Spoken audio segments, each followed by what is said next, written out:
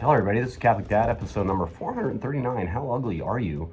You ever think about that for a second? A lot of people are good looking, a lot of people are ugly, but there are ways to make yourself better looking, and there's other ways to make yourself uglier. And so, do you want to be ugly? Probably not.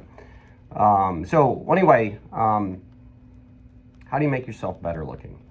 Well, you got to exercise, maintain a good body weight, build a little bit of muscularity. Those are ways to do it. Comb your hair, be trimmed, wash yourself, things like that. Everybody knows that.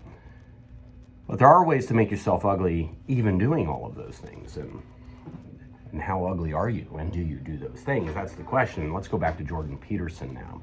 I don't know if anybody's ever heard about Jordan Peterson and the lobster.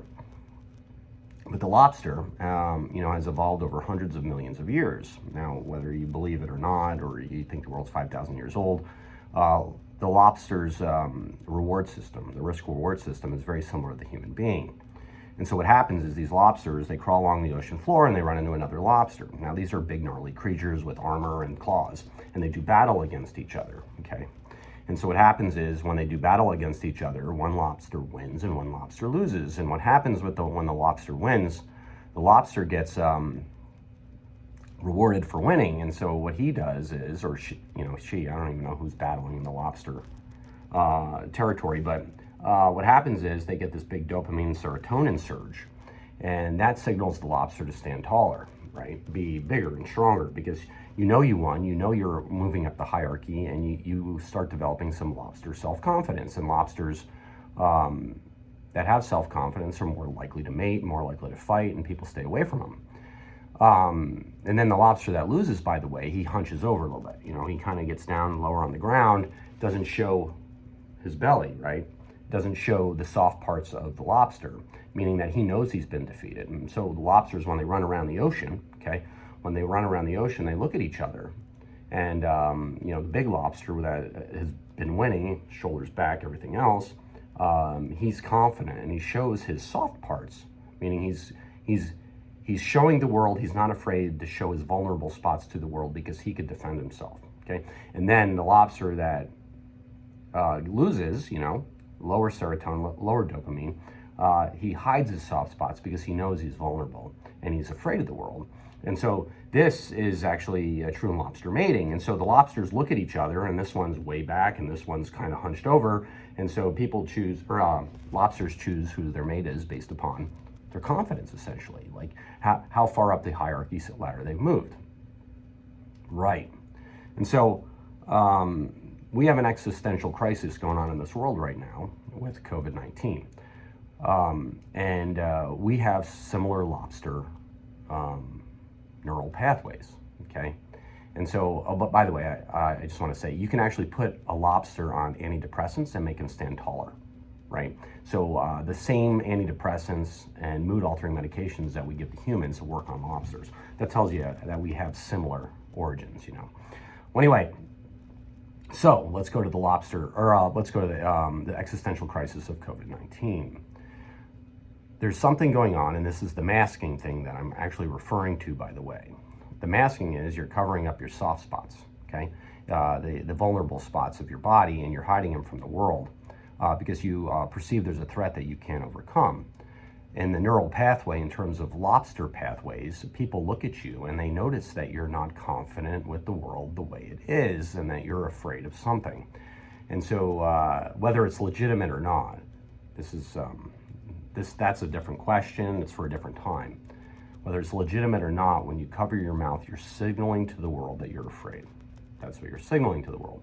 In terms of hierarchy and mating of humans, right? Who's attractive to whom, right? How good looking are you, right? When you cover your mouth and your nose with a mask, in an evolutionary sense, you're telling those around you that you're afraid of the world. And that's not a good signal in terms of reproductive success. It's not, which means you are automatically making yourself less attractive to those of the opposite sex. Now, you might think that's no big deal, but that is a big deal. That is a big deal, because I was thinking about this the other day, because I have a bunch of kids and they go into the world and they may meet somebody one day. And bring them home to dad, and mom to meet. And I can tell you what, I will not allow, won't allow somebody to bring a friend in the house that has a mask on their face. Just won't allow it, because that's signaling to my family that you should be afraid. And I don't want that kind of culture in my household.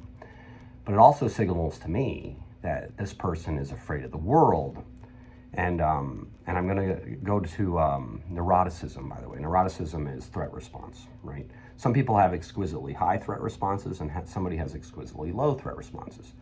On a scale of 1 to 100, this is the scale 1 to 100. I've taken the personality test multiple times, and every single time I score a 1 on the threat response. Very low neuroticism level. I just, like, you could call me ugly and stupid and dumb, and I'd be like, I don't care, you know. Or you could say, I hate you and I'm gonna beat you up. I'll be like, bring it. You know, it's like no big deal. Like, I don't sense threat the same way the rest of the world senses threat. Probably part of the reason why I haven't been afraid of COVID, not one bit this entire COVID existential crisis. But there are people that have neuroticism levels much higher than I.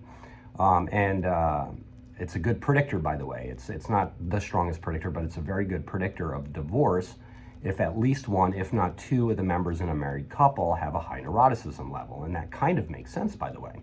Like, there's some days you could say to somebody, hey, why are you wearing that dress, or something like that? And they'd say, oh, it's blue, it's a spring day, I like it. And then and they'll be like, they'll think that you're being inquisitive. And there's another person, so why do you ask the question that way? Like, they'll be mad then, right? So they sense a threat. And so when you have threats in marriages between spousal equivalents, that puts everybody on edge, right? So it makes a not comfortable, peaceful situation. So when one of my children bring home a potential spouse, right? They're courting and they're messed up and neurotic and scared. That's a monster red flag. I mean, that's not a slight red flag. It's ugly. It's ugly in my world. And I would say that's a monster red flag. And child, you should probably stay away from that person until they can get their life in order and stop being so neurotic. Anyway, and so I always tell my kids, they're like, what kind of spouse should I have or whatever. The only thing you need to look for is virtue, okay? And I heard a really smart priest say this once. You could have like the ugliest person in the world that you're marrying. Like, they need a pork chop to make their face look better, okay? If they have virtue, you're gonna be happy the rest of your life. You'll have a happy marriage. But they could be a model, right?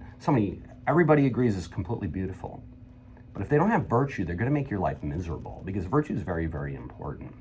And I think these people out there with these masks that are virtue signaling, or maybe they're genuinely afraid, maybe they're neurotic, maybe they're just, I don't know what the reason is, but to me, it makes them look ugly. And I don't want anything to do with these people.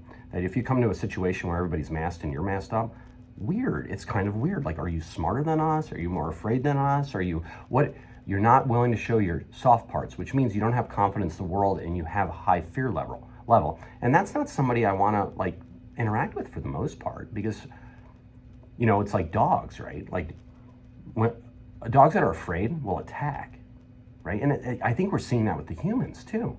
These frightful humans lash out, they scream, they act hysterical, they act like they're being cornered, like a cornered pit bull or something like that. Like, pit bulls can be like the nicest dog on planet Earth, right? But every now and then a neurotic one comes along and kills somebody, right? I think that's what you're signaling when you're wearing a mask. And this is just something to think about, by the way. You may hear this video and say, like, he's an idiot and he's a hater, and maybe. Yeah, I don't really care. But maybe I'm right. And maybe you're making yourself look ugly. And this is, or unattractive, and this is really important, by the way, because we're doing this to young people, and young people are the ones that have reproductive capacity, right? The capacity to go out and form families. And what are we doing? Like, we potentially are attacking families here, potentially attacking the reproductive success of the young, which is a major problem. That's almost like putting birth control in the water. Like, you wouldn't do that. Why would you do that? Well, you might do that if this whole thing's an experiment to control the population. You might be doing that because of that. But I mean, America and the world, for that matter, has faced far greater existential crisis than COVID-19, far greater. And in many times they have handled it with much more heroism, bravery, whatever else you name it. This one we seem to be breaking down. Like, we don't have the capacity to have any kind of fortitude in response to existential crises. So if you don't respond to that, like, you need courage, take the mask off, think about it this way.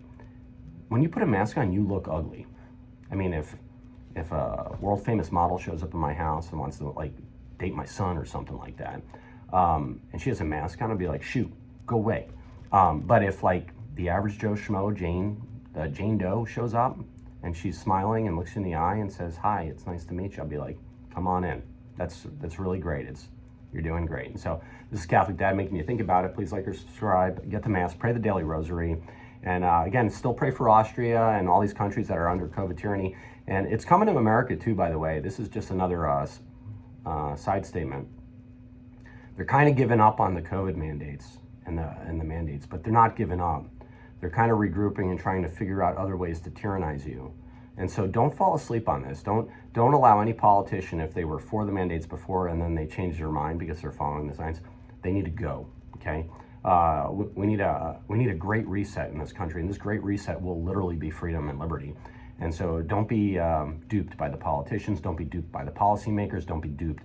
If you were for the tyranny of your fellow countrymen, say a year ago or 2 months ago, and suddenly you change tones, it's because you're regrouping, you're gonna try to figure another way to tyrannize people. So anyway, take care, God bless, and get the mask. God bless you all.